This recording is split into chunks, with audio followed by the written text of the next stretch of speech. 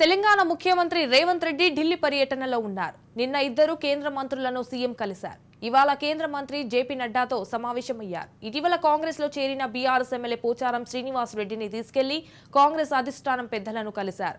అధిష్టానం పెద్దలతో పలు అంశాలపై రేవంత్ రెడ్డి చర్చించారు. ఇతర పార్టీల ఎమ్మెల్యేల చేరికలు, కేబినెట్ విస్తరణ, నామినేటెడ్ పోస్టులు, పీసీసీ అధ్యక్ష మార్పు, తెలంగాణ ఎన్నికల ఫలితాలపై విశ్లేషణ వంటి అంశాలపై అధిష్టాన పెద్దలతో చర్చించినట్లుగా తెలుస్తోంది.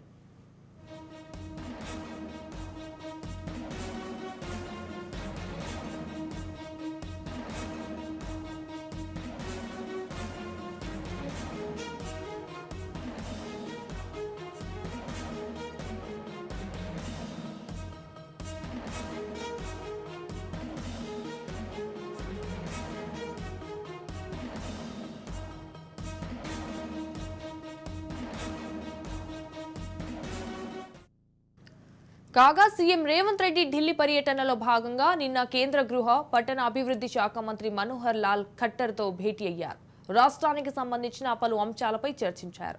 ముఖ్యమంత్రి రేవంత్ రెడ్డితో పాటు ఎంపీలు మల్లు రవి, బలరాం నాయక్, కడియం కావ్య, సురేష్ షెట్కర్ ఉన్నారు. కేంద్రం నుంచి రాష్ట్రానికి రావాల్సిన వాటిని వచ్చేలా సహకరించాలని సీఎం కేంద్ర మంత్రిని కోరారు.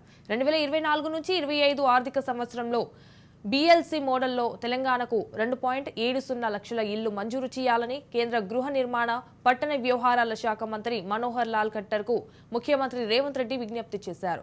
నిరుపేదలకు వారి సొంత స్థలాల్లో 25 లక్షల ఇళ్లు నిర్మించాలని రాష్ట్ర ప్రభుత్వం నిర్ణయించిందని కేంద్ర మంత్రి దృష్టికి ముఖ్యమంత్రి తీసుకెళ్లారు.